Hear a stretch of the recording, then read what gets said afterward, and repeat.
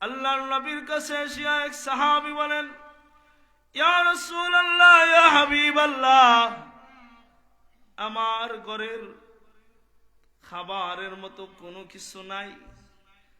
আল্লাহর পয়গম্বর বলেন, নামাজে দাঁড়াইয়া দাও। সাহাবী নামাজে দাঁড়াইছে। নামাজ পড়ে বাড়িতে গেলেন, রিজিকের ব্যবস্থা হয় নাই। আল্লাহর নবীর কাছে আসিয়া আবার বললেন, ইয়া রাসূলুল্লাহ, ইয়া হাবিবাল্লাহ, আমার তো এখনো রিজিকের কোনো ব্যবস্থা হয় নাই। আল্লাহর নবী বলেন, আবার নামাজ পড়ো। সাহাবী নামাজ পড়লেন, রিজিকের ব্যবস্থা হয় নাই। আবার এসে বললেন, ইয়া রাসূলুল্লাহ, ইয়া হাবিবাল্লাহ, আমার তো নামাজের পরেও রিজিকের ব্যবস্থা হয় নাই।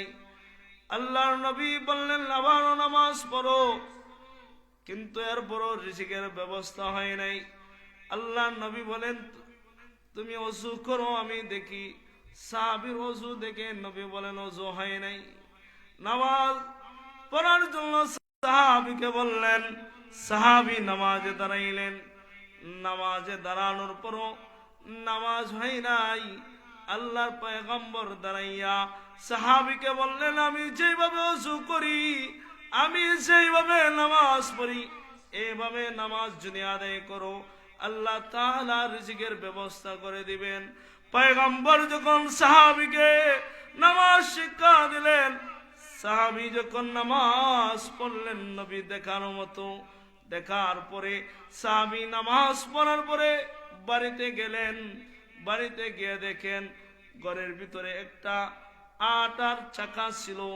এটা গম ছাড়া, জব ছাড়া এটাতে ময়দার আটা বাইর হইতেছে। সুবহানাল্লাহ। সাহাবী বলেন, দেখি তো, এটা তো জব দেওয়া হয় নাই, গম দেওয়া হয় নাই, আটা কোথায় দিয়ে পড়ে? সাহাবী দেখতে গেলেন, সাথে সাথে আল্লাহ তাআলার বরকত বন্ধ হয়ে গেছে। নবীর কাছে দৌড়ে আসলেন, ইয়া রাসূলুল্লাহ, ইয়া হাবিবাল্লাহ, আমি দেখলাম। দেখার সাথে সাথে বন্ধ হয়ে গেল। আল্লাহর পয়গম্বর বলেন, যদি আপনি না দেখতেন, এটা যদি বাবা স্বাভাবিকভাবে চলতো, তাহলে কিয়ামত পর্যন্ত আনেওয়ালা তোমার বংশধর এইটার থেকে আটা খাইতে পারতো। আল্লাহ দিলে কমে না। এই জন্য আল্লাহর নবী বিশ্বনবী রাহমাতুল লিল আলামিন বলেন, যারা নামাজ পড়ে এদেরকে আল্লাহ তাআলা 5টা পুরস্কার দেন। কয়টা পুরস্কার? 1 নম্বর হইল আল্লাহ তাআলা রিজিকের অভাব দূর করে দেন। দুনিয়াতে রিজিকের জন্য ফজরে আজান হইতেছে, ফজরে আজানের সময় ঘর থেকে বাহির হয়ে যায়, নামাজ পড়ে না, হাওরে কাজ করতে যায়। ফজরে আজান হয়ে যায়, বা ঘর থেকে বাহির হয়ে দোকান খোলার জন্য দৌড়ে যায়। এরপর নামাজ পড়ে না, এরকম মুসলমান আছে না নাই? আল্লাহর নবী বলেন, যারা 5 ওয়াক্ত নামাজ ইহতিমামের সহিত পড়বে, আল্লাহ তাআলা 5টা পুরস্কার দিবেন। এর মধ্যে একটা পুরস্কার দুনিয়ায় আল্লাহ তাআলা তাদেরকে রিজিকের অভাব দূর করে দিবেন। আপনারা আপনাদের মসজিদের ইমাম অথবা সারা বাংলাদেশের ইমামদের হাদিয়ার ব্যাপারে দেখেন 4000 5000 কথা কন। হুজুরে হাতিয়া বাড়াইবার সময় সবার ঘুমে দিলাই, কথা কন ঠিক কি না? চা খায়, চা খাওয়ার মধ্যে বসা 100 টাকা উড়াই দেয়। 2 জন 3 জনের নিয়ে চা খাইতে বসবেন, আপনার বরের ছোট বাজারে বসলে 100 টাকা নাই, বড় বাজার বসলে তো 500 নিচে হবে না, কথা কন ঠিক কি না? তাইলে ইমাম সাহেব 4000 5000 টাকা দিয়ে চলেন কিভাবে? একদিন আপনি বিছনায় আপনার মাথা লাগাইয়া চিন্তা করেন যে আমরা 15,000 20,000 টাকা রুজি করি, আমরা চলতে পারি না, হুজুর কিভাবে চলেন? আল্লাহর ওয়াদা নবীর মাধ্যমে জানাইছেন, যারা 5 ওয়াক্ত নামাজ পড়ে আল্লাহ রিজিকের অভাব দূর করে দেয়। আমাদের হাতিয়ার এঠে নামাজ। আমাদের হাতিয়ার কি? আমাদের হাতিয়ার হলো নামাজ। মানুষকে হুজুরের টাকায় বরকত আছে।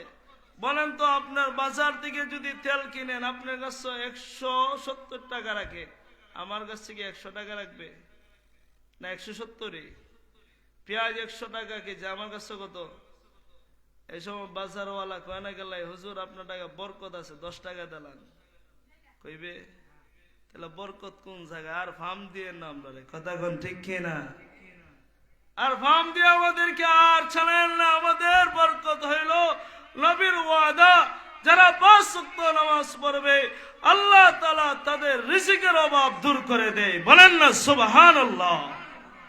এটা হইল আমাদের হাতিয়ার, আর কোন হাতিয়ার আমাদের নাই। হাসরের মাঠে কিন্তু জবাব দেওয়া লাগবে মসজিদ কমিটি, মাদ্রাসা কমিটি ওয়ালারা। আপনার ছেলে সরকারি চাকরি করে 30,000 40,000 টাকা ইনকাম করতেছে, আপনি হাওড়ে গেলে 600-700 টাকার নিচে কামলা যান না। এটা মিশুক চালক যদি মিশুক চালায়, প্রতিদিন 700, 800, 900, 1000 টাকা রুজি করতেছে। আপনার এত রুজি হওয়ার পরও আপনি যে মসজিদের ইমাম সাহেবের সাথে কি বনতা করতেছেন, মাদ্রাসার শিক্ষকের সাথে যে আপনারা কি বনতা করতেছেন, হাসরের মাঠে কিন্তু জবাব দিয়েই যাওয়া লাগবে। কথা কোন ঠিক কিনা? এইজন্য আল্লাহর নবী, বিশ্ব নবী রাহমাতুল লিল আলামিন বলেন, মায়ার উম্মত, আল্লাহ তাআলা দুনিয়াতে একটা পুরস্কার দিবেন, আল্লাহ রিজিকের অভাব দূর করে দিবেন। ও দুনিয়ার মানুষ, দেখো অনেক মানুষ আছে তার 6টা 7টা 8টা 9টা মেয়ে ছেলে নাই, একা একা রুজি করে, আল্লাহ তাআলা তারও চালায়। আরেকটা ফ্যামিলিতে দেখেন 6 জন 7 জন রুজি করে, এই ফ্যামিলিটাও চলে, কিন্তু টানাটানি অবস্থায় আছে না নাই? বড়রে এরকম ফ্যামিলি নাই। তাহলে কেন? আল্লাহর নবী বলেন, যেই করে মাগরিবের নামাজের পরে সূরা ওয়াকিয়া তেলাওয়াত করা হয়, এই করে আল্লাহ তাআলা রিজিকের অভাব দেন না।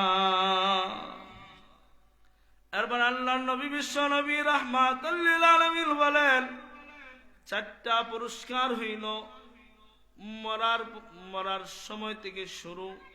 একটা হইল আল্লাহ তাআলা কবরে আযাব দূর করে দিবেন। 2 নম্বর হইল আল্লাহ তাআলা ডান হাতে আমলনামা দিবেন। এরপরে পুরস্কার হইল আল্লাহ তাআলা ফুল সিরাতের পুল, 30,000 বছরের রাস্তার এই পুলটা আল্লাহ তাআলা বিজলির ন্যায় আল্লাহ তাআলা পার করে দিবেন। এরপরে পুরস্কার হইল আল্লাহ তাআলা বিনা হিসাবে আল্লাহ তাআলা জান্নাত দিয়ে দিবেন। হাসরের মাঠের ব্যাপারে নবী বলেন, হাসরের মাঠে আল্লাহ রাব্বুল আলামিন 3টা দলে বিভক্ত করবেন। এক দলকে আল্লাহ তাআলা বিনা হিসাবে জান্নাত দিবেন, আরেক দলকে আল্লাহ তাআলা বিনা হিসাবে জাহান্নাম দিবেন, আরেক দলকে আল্লাহ তাআলা বিচার করে কেউ জান্নাতি হবে, কেউ জাহান্নামী হবে। আল্লাহর নবী, বিশ্ব নবী রাহমাতুল লিল আলামিন বলেন, হাসরের মাঠে এক ব্যক্তির নেক আমল আর বদ আমল অর্থাৎ দুটোটা সমান হয়ে গেছে। আল্লাহ বলবেন, বান্দা এখন তোমার জান্নাতে দিব না জাহান্নামে দিব? ওই সময় সে ডাক দিয়ে বলবে, মালিক, আমার দুনিয়াতে বাবা ছিল, ভাই ছিল, মা ছিল, আত্মীয় স্বজন ছিল, বন্ধু বান্ধব ছিল, এদের কাছে যাই, হয়তো এরা আমাকে নেকি দ্বারা সহযোগিতা করবে। আল্লাহ বলবেন, যাও। আল্লাহ আমাদেরকে জানায় দিয়েছেন, ইয়াউমা ইয়াফিরুল মারউ মিন আখি ওয়া উম্মিহি ওয়া আবি ওয়া সাহিবাতিহি ওয়া বানি। প্রথমে ভাই ভাইয়ের কাছে দৌড়ায় যাবে, ও ভাই দুনিয়াতে আমার ভাই ছিল, আজ একটা নেকির জন্য আমি জান্নাতে যেতে পারি নাই, আমাকে একটা নেকি দিয়ে সহযোগিতা করো। ভাই বলবে যাও যাও দূর হয়ে যাও, আমি তোমাকে সহযোগিতা করতে পারবো না, দুনিয়াতে আমার কোনো ভাই ছিল না। অথচ দুনিয়ার মধ্যে দেখেন এক ভাই আরেক ভাইয়ের সঙ্গে 2 বছর 3 বছর 5 বছর পর্যন্ত কথা বলে না, ওই কি হয় না? এরপরে দেখবেন যদি তৃতীয় কোনো মানুষ এক ভাইকে মারে, এই সময় আরেক ভাই বলে 5 বছরের রাগ গুসা শেষ, আগে আমার ভাইয়ের মায়ের প্রতিশোধ নেওয়া লাগবে। কথা কন ঠিক কিনা? যদি ভাইয়ের হাত না থাকে, পাও না থাকে, চক্ষু না থাকে, পুরো একটা করে দিয়ে কয়, আর যদি আমার চক্ষু থাকতো আমার ভাইয়ের মায়ের প্রতিশোধ আমি নিতাম। আল্লাহ নবী বিশ্ব নবী রাহমাতুল লিল আলামিনের মাধ্যমে আল্লাহ জানিয়ে দিলেন, নবী গো আপনার উম্মতদেরকে জানিয়ে দেন হাসরের মাঠে এক ভাই আরেক ভাইকে সহযোগিতা করবে না। এরপর আল্লাহ জানিয়ে দিয়েছেন উম্মুহু, এরপরে মায়ের কাছে যাবে, যে মা দুনিয়াতে সবচেয়ে নিরাপদ কুল নিরাপদ স্থান হইল মায়ের আঁচলটা। যে মায়ের আঁচলটা মা বিনা স্বার্থে সন্তানকে লালন পালন করে, ঘরের ভিতরে যদি কোনো কিছু ভালো কোনো কিছু রান্না করা হয় মা খায় না। কেন খায় না? আমার হুকায় এখনো বাড়িতে আসে নাই, আমার ছেলে আমার মেয়ে এখনো বাড়িতে আসে নাই। মা সেই খাবারটা একটা ঢাকনা দিকে রেখে দেয়, আমার ছেলে আসবে আমার মেয়ে আসবে পরে আমি খাওয়া দাওয়া করবো। কথা ঠিক কিনা? ওই মা বলবে যাও যাও দূর হয়ে যাও, আমি তোমাকে সহযোগিতা করতে পারবো না। এরপরে বাবার কাছে যাবে, যে বাবা নিজে ঈদের সময় নতুন জামা কিনে না, পুরাতন একটা লুঙ্গি সিরা এটাকে সেলাই করে করে বাবা ঈদগাহে যায়, পাঞ্জাবি সিরা সেলাই করে করে বাবা ঈদগাহের ময়দানে যায়, জুতা ছিঁড়ে গেছে সেই জুতায় তার দিয়ে বেঁধে বেঁধে বাবা ঈদগাহের ময়দানে যায়। এরপর সন্তানদের নতুন জামা পরায় বাবা। কথা কোন ঠিক কিনা? ওই বাবা বিদায় করে দিবে, জয় স্ত্রীর কারণে মা আর বাবাকে দূর সরাই দিলা। ওই স্ত্রীও বলবে হাসরের মাঠে আমি আপনাকে সহযোগিতা করতে পারবো না, চলে যাও চলে যাও দূর হয়ে যাও। যে বন্ধু বান্ধবের কারণে মায়ের কথা শুনলায় না, যে বান্ধবীর কারণে বাবার কথা শুনলায় না, এই বন্ধু এই বান্ধবীও ডাক দিয়ে বলবে যাও যাও দূর হয়ে যাও, আজ তোমাদেরকে আমি সহযোগিতা করতে পারবো না। এটা হাসরের মাঠের অবস্থা আল্লাহ বর্ণনা করছেন। কিন্তু 20 সালে করোনায় আমরা দুনিয়াতে দেখাইছে। কথা ঠিক কিনা? করোনা দেখাইছে নি? বাবার সামনে ছেলে যায় না, মায়ের সামনে মেয়ে যায় না, বাবার লাশ সন্তান ধরতে চায় না, সন্তানের লাশ বাবা ধরতে চায় না। কথা কন, জানাজা ছাড়া অনেক বাবার লাশ দাপন হয়েছে, সন্তান দুনিয়াতে বিদায় হয়ে যাবে, করোনার ভয়ে মারা যাবে, এজন্য সে তার বাবার লাশ ধরে না। এটা তো দুনিয়াতে করোনা ভাইরাস আমাদেরকে দেখাইছে। যে জায়গায় দুনিয়ায় একটা সন্তান তোমার কাজে আসে না, যে জায়গায় তোমার বাবা তোমার কাজে আসে না, মা তোমার কাজে আসে না, বোন তোমার কাজে আসে না, স্ত্রী তোমার কাজে আসে না, পরকালে যেই মানুষের জন্য যে মানুষের সুখ এবং তার ভবিষ্যৎ চিন্তা করে আল্লাহর হুকুম নামাজ ছেড়ে দিলা, আল্লাহর হুকুম থেকে তুমি গাফেল হইয়া তোমার সন্তানের ভবিষ্যৎ চিন্তা করতেছো, তোমার স্ত্রীর ভবিষ্যৎ চিন্তা করতেছো, এই মানুষগুলাই হাসরের মাঠে তোমার বুকে পাড়া দিয়ে জাহান্নামে যাবে। কথা কন ঠিক কি না? এদেরও ফিকির দরকার, কিন্তু আমার ফিকির আগে দরকার। আমার ফিকির কি? নামাজ। আবার ফিকির কি? নামাজ। নামাজ পড়তে হবে না? আল্লাহ আমাদের সবাইকে তৌফিক দান করুক। বলেন আমিন। আরো জোরে বলেন আমিন। হযরত আলী রাদিয়াল্লাহু তাআলা আনহু বলেন, আমি যখন সেজদাটা দেই আমি দেখি আমার মাওলার কুদরতি কদম আমার সেজদার মধ্যে দেখা যায়। বুখারী রওয়ায়েতে ইমাম বুখারী রাহমাতুল্লাহি আলাইহি লিখেছেন, তোমার অন্তরে এই ধারণা হোক আমি আমার মাওলারে দেখি, আর না হয় এই ধারণা হোক আমার মাওলা আমাকে দেখতেছেন। নামাজে দাঁড়ায় প্রথম বলতেছি আল্লাহু আকবার, সর্বপ্রথমে বলতেছি আল্লাহ মহান, এরপরে হাত বেঁধে বলতেছি সুবহানাকাল্লাহুম্মা, কথা কন আল্লাহর পবিত্রতা বর্ণনা করতেছি। এরপরে রুকুতে গিয়ে আমরা বলতেছি সুবহান রাব্বিয়াল আযীম, সেজদাতে গিয়ে বলতেছি সুবহান রাব্বিয়াল আলা, আল্লাহর বরত্বতা বর্ণনা করতেছি। আল্লাহ তাআলার সাথে সাথে ফেরেশতাদেরকে ডাক দিয়ে বলেন, ফেরেশতারা তোমরা বলছিলা আল্লাহ যেদিন আমারে আপনার বানানোর জন্য, আদম বানানোর জন্য আল্লাহ ফেরেশতাদের সাথে পরামর্শ করেছিলেন, وَإِذْ قَالَ رَبُّكَ لِلْمَلَائِكَةِ إِنِّي جَاعِلٌ فِي الْأَرْضِ خَلِيفَةً, আল্লাহ তাআলা বললেন ফেরেশতারা আমি তো দুনিয়াতে আমার খলিফা নিযুক্ত করতে চাই। ফেরেশতারা বলে এরা বানায় লাভ নাই, মারামারি করব, কিলাকিলি করব, রক্তপাত করব। আল্লাহ বলেন আমি যা জানি তোমরা তা জানো না। যখন বান্দা দাঁড়াইয়া রুকু কিয়ামের মধ্যে যখন সূরা কিরাত পড়ে আল্লাহ কয় ফেরেশতারা চাইয়ে দেখো, তোমরা বলছিলে আমার বান্দা বান্দিরে বানায় লাভ হবে না। যখন রুকুতে যায় আল্লাহ বড় ডাক দিয়ে বলে দেখো, সেজদাতে যা আল্লাহ ডাক দিয়ে বলে দেখো।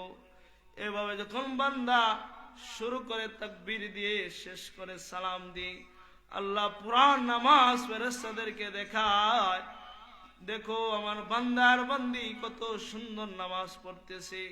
এই নামাজের কারণে আমি আল্লাহ আমার বান্দার বান্দি জিন্দিগির সব গুনাহ মাফ করে দিলাম। বান্দার বান্দি শেষে দোয়াটা বলতেছে আল্লাহুম্মা ইন্নী যালামতু নাফসি যুলমান কাসীরা, মালিক আমার নফসের সাথে আমি জুলুম করতে করতে অতিরিক্ত জুলুম করছি।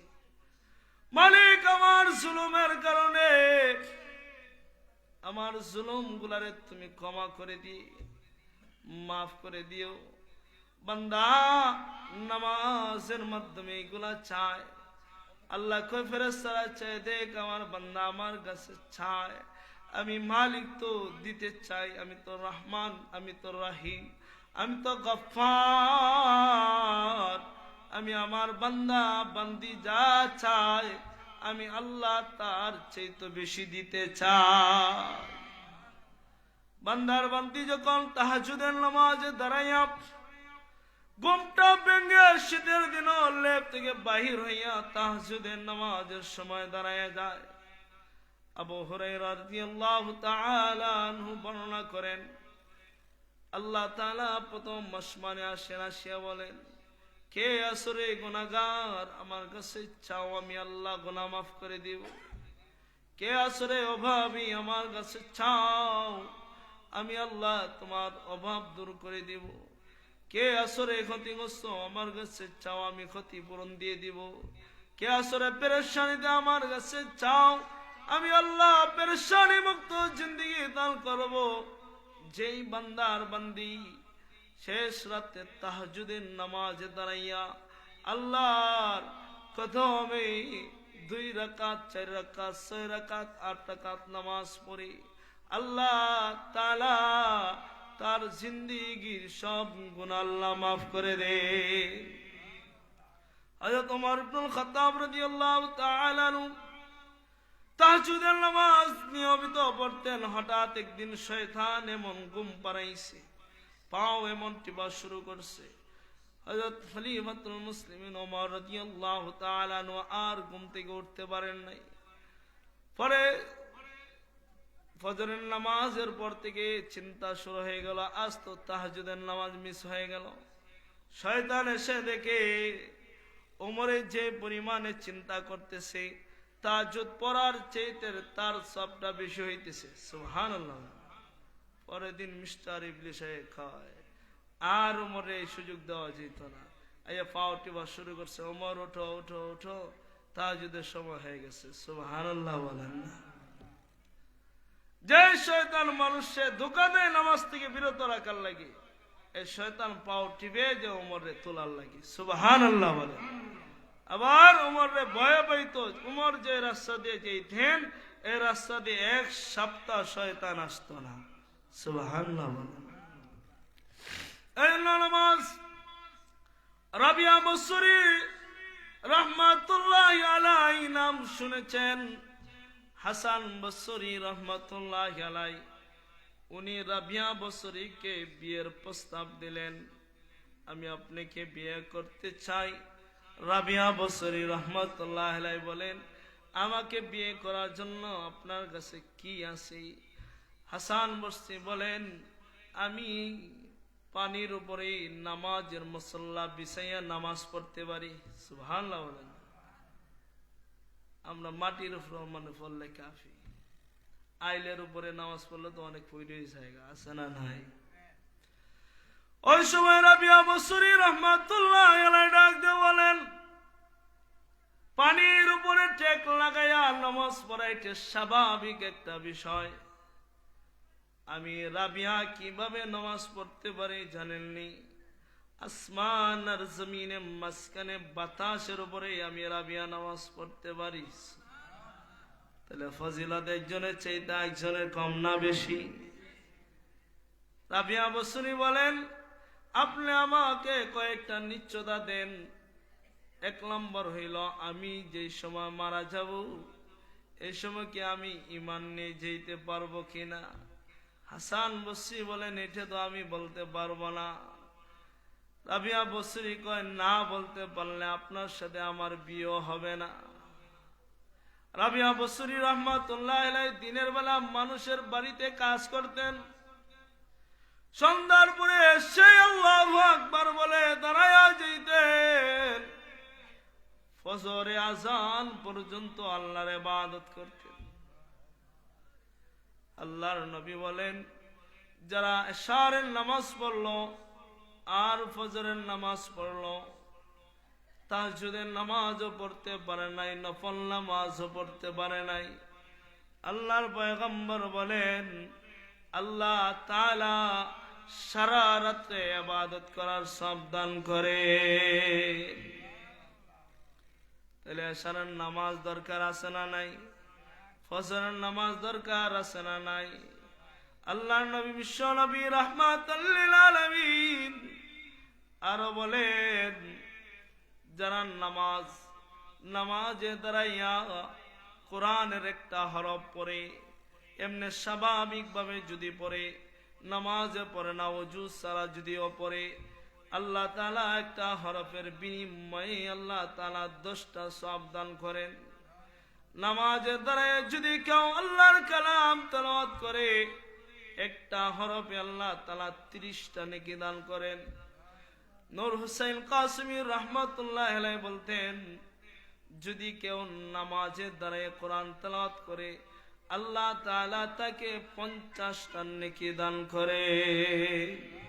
একটা হরফে কয়টা নেকি? 50টা নেকি আল্লাহ তাআলা দান করেন। এজন্য কোরআনের হরফ, কোরআনের জ্ঞান দরকার আছে না নাই? এজন্য আল্লাহ বলেন, উতলু মা উহিয়া ইলাইকা মিনাল কিতাব ওয়া আকিমিস সালাত ইন্নাস সালাতা তানহা আনিল ফাহশাই ওয়াল মুনকার ওয়া লাযিকরুল্লাহি আকবার আল্লাহু ইয়ালামু মা তাসনাউন। নামাজ পড়ার পরে আল্লাহ তাআলা নামাজের মাধ্যমে মানুষগুলারে খারাপের থেকে, অশ্লীল কাজ থেকে আল্লাহ তাআলা হেফাজত করেন। নামাজ তাকে হেফাজত করে।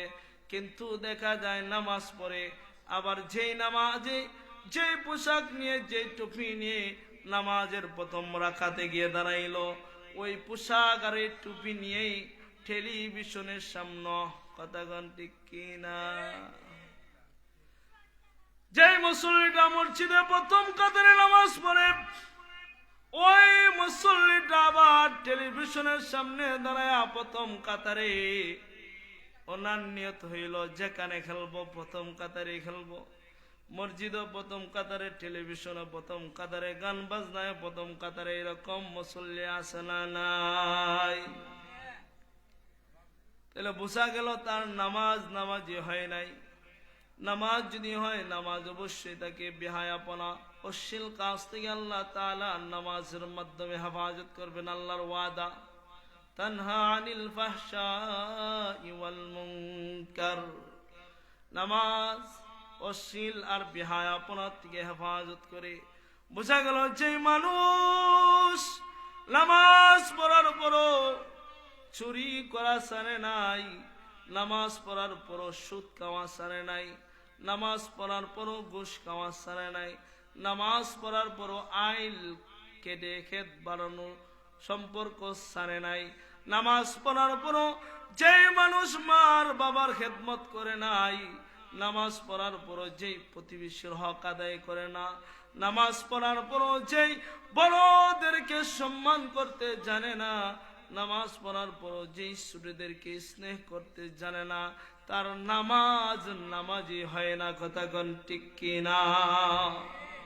এজন্য আল্লাহ তাআলা বলেন, উতলু মা উহিয়া ইলাইকা মিনাল কিতাব ওয়া আকিমিস সালাত।